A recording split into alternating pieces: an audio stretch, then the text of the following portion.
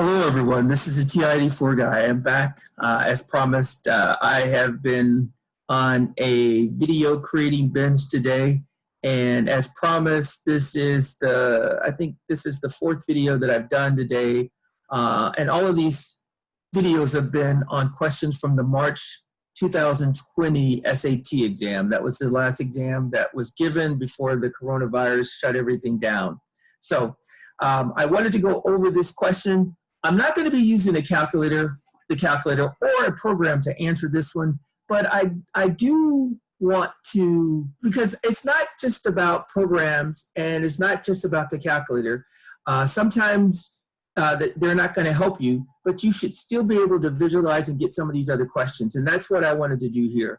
I believe personally that if the calculator will help you answer a question more easily, you should use it. If a program will help you answer a question more easily, I say let's use it.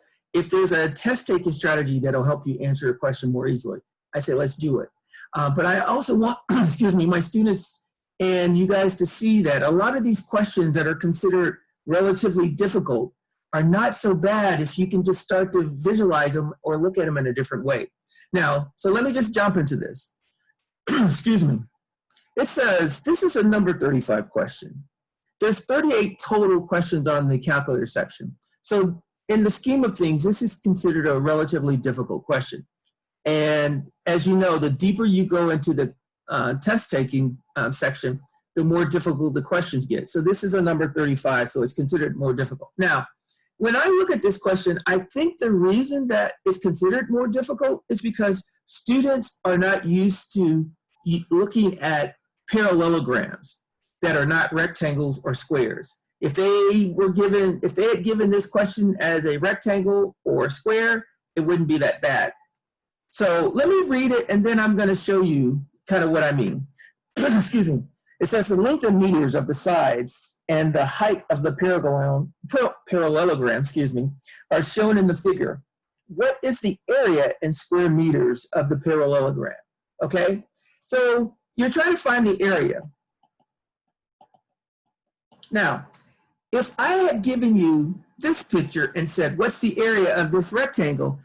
I'd say 99.9% of the students that are in high school would be able to say, oh, that's just 50 square units. 5 times 10. This is a right angle, 5 times 10. Right, but what they don't understand is that this is the same problem as that. It's disguised, but it's the same problem as this. Now, I'm going to show you that. I'm going to try to use my iPad and some tools here to make that clear to you. All right, so here is the question. I made another copy. It's a miniature copy, and in a second you're going to see why. Okay, so now first thing I'm going to do is I am going to, actually, let me do that right now. I'm going to take this part. I've already cut it. And I'm going to throw it away because I don't need that. Now, I'm going to take this image and I'm going to start to eliminate some of the fat off it so we can focus on the actual question. So I'm going to take this, cut this. So I'm going to take this little piece. I'm going to throw it away. Actually, I think I might have cut off a little bit too much. Let me try that again. So I'm going to take this little piece of this, cut it there. Throw that other the excess away. And now I've got this. I'm going to make this a little bigger so you can see what I'm doing. All right, so now this is the parallelogram. This is the problem that we began with. Now what I'm going to do is I'm going to transform this parallelogram into a rectangle. Some of you have probably seen this before, but this is the kind of stuff that you should be doing on the exam visually. Now you're not going to have these tools, but still. So here is what I'm going to do. I'm going to take this. And wait a minute, I got to do one thing first because I got to bring this down a little bit.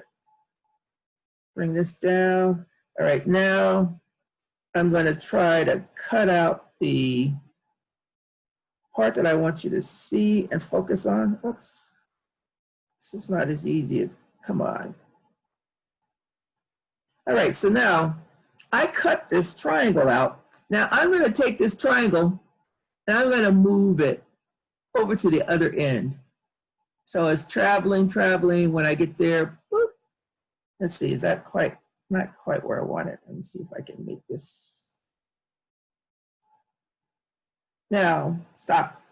So now, I took that little piece of the triangle and moved it to the other side. And now what you guys should see is this is not a very good one. Whoops, that's not a very good rectangle. There you go. There's my rectangle. That's my rectangle. And the width is 5, the length is 10, so the area is 50. That's it. That's the question. This is the relatively difficult question. If you can visualize taking that right triangle and moving it over to the other side, this question is so simple. So to go back over to the beginning, the area is 50. Take this part, move it over here, and we're done. Okay, that's it.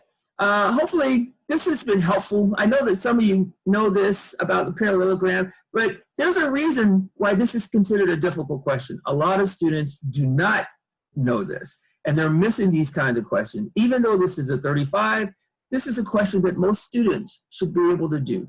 All right, guys, if you like the video, please like it. Subscribe. I'm going to put up a couple more videos today. I'm just in that video producing mood, and I'm hoping that this is useful to you. All right, I'm going to sign off.